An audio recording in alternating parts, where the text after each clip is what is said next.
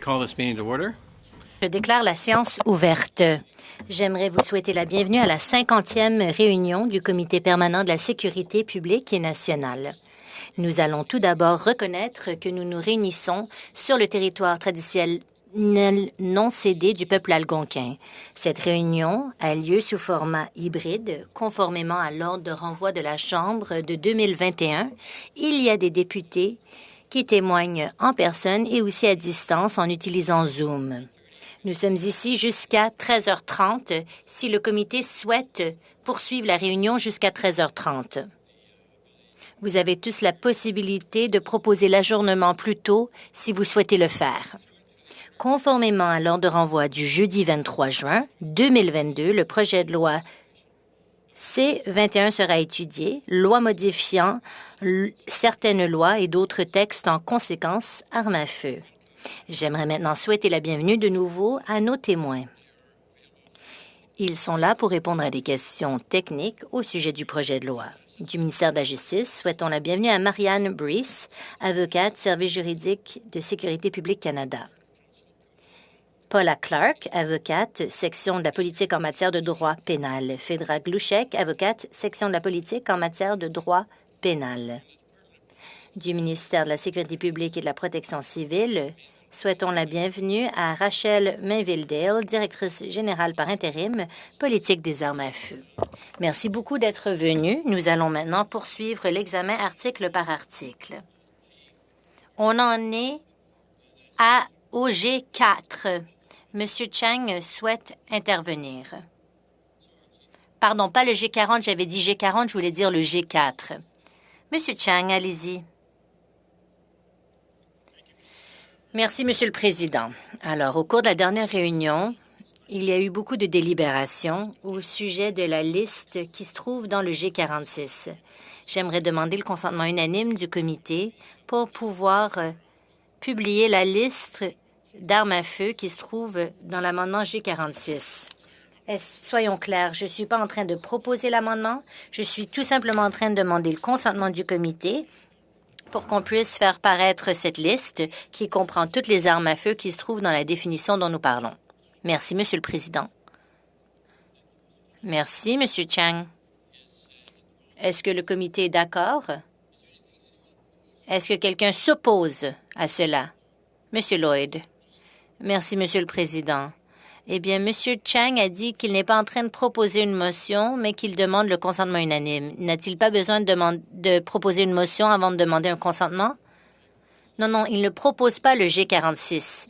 Il demande tout simplement au comité le consentement de pouvoir publier la liste. Mais doit-il proposer une motion pour demander au comité le consentement unanime? Non, c'est sa motion. C'est son privilège. Il a proposé le consentement unanime. Alors voilà, nous sommes saisis de ce vote-là. Êtes-vous contre? J'ai une question. S'ils ne le proposent pas, mais ils sont en train de proposer une discussion, est-ce que ça veut dire qu'on peut dire « je propose de retirer X armes à feu » ou X carabines de cette liste? Est-ce qu'on a le pouvoir de l'enlever? Est-ce que c'est proposé? Est-ce qu'on peut l'amender? Qu'en est-il? Réponse. On ne peut pas le proposer tout de suite. On peut seulement le proposer plus tard. Donc, on n'est pas en train de proposer cet amendement en ce moment. Mais, sachez qu'il y a beaucoup de préoccupations en ce qui a trait à ce qui se trouve dans la liste. Et je sais que vous étiez préoccupé par cela, vous posiez des questions aux fonctionnaires et ils ne pouvaient pas vraiment vous dire ce qui se trouvait sur la liste. Donc voilà, M. Chang est en train d'abdiquer de son privilège. Il demande le consentement du comité pour ce faire. J'aimerais savoir s'il y a quelqu'un qui s'oppose à la proposition de M. Chang. Non? Très bien. Alors, c'est adopté. Donc, les contenus qui se trouvent dans la motion G46, le contenu est maintenant disponible publiquement. J'aimerais aussi souligner que dans la version de cette motion, l'ancienne version distribuée au comité, il y avait environ, c'était 416 pages. Alors, ça va être excellent comme lecture de chevet. Autour de la page 417, il y a eu un problème de formatage. Donc, le greffier va réimprimer le tout et ça sera distribué à tous les membres du comité. Madame Damoff, la parole est à vous. Merci, Monsieur le Président. Tout d'abord, j'aimerais dire au fin du compte-rendu que l'Association canadienne des tireurs sportifs a envoyé un courriel mardi avec des références et un libellé en ce qui a trait aux amendements qui ont été envoyés au greffier et qui n'ont pas encore été proposés. Comme vous le savez, c'est censé être confidentiel jusqu'à ce que ça soit proposé. On a donc enfreint le privilège parlementaire et j'ai demandé au président de se pencher là-dessus.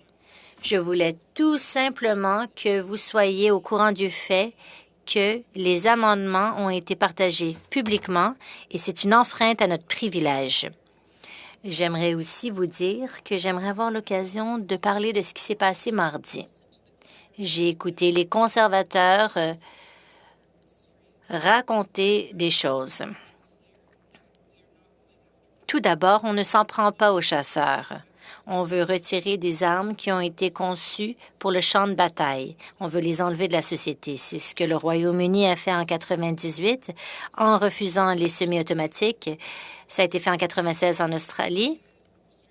L'Australie a restreint cela en 96 et la Nouvelle-Zélande en 2019. C'est pas faire quelque chose par la porte arrière. En fait, on va codifier dans le code criminel des armes d'assaut qui ont été interdites en 2020 et ça va établir une définition claire de la spécification de ces armes conçues pour la guerre. On les rajoute au code criminel pour veiller à ce qu'un gouvernement futur ait besoin de modifier le code criminel pour que ces armes d'assaut militaire soient disponibles de nouveau. En ce moment, un gouvernement pourrait rajouter ou enlever des armes à feu. Maintenant que la liste est publique, grâce à la motion de ma collègue, eh bien, l'amendement proposé dans le G permet une définition évolutive pour que les nouveaux modèles d'armes à feu prohibés ne puissent pas venir au Canada. C'est pour veiller à ce que les fabricants ne puissent pas modifier les conceptions et les rendre disponibles au Canada. Une bonne codification, une bonne définition dans le code criminel va veiller à ce que les fabricants ne puissent pas jouer le système pour continuer à vendre des armes à feu qui seraient interdites. Ça donne plus de clarté. Comme les conservateurs aiment le dire, on interdit les armes parce qu'ils ont l'air épeurants, mais c'est pas vrai. Nous, on est en train de fournir une définition très claire, non pas sur l'image, mais plutôt sur la conception. Donc, parlons des détails. Une arme à feu qui peut tirer un projectile avec une énergie initiale de plus de 10 000 joules, une arme à feu dont le diamètre égal ou supérieur à 20 000 litres, c'est un lanceur de grenades.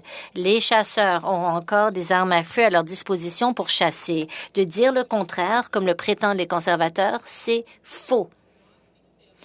Ce qui ne sera pas disponible, ce sont les armes à feu conçues pour le champ de bataille. On est en train d'enchasser dans le code criminel les armes à feu qui n'ont pas leur place dans la société.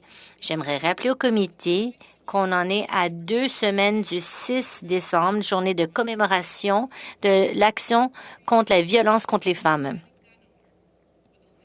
Le jour où un homme avec une arme à feu légalement obtenu a séparé les hommes des femmes et a tué 14 femmes et a tué 14 autres femmes à l'école polytechnique.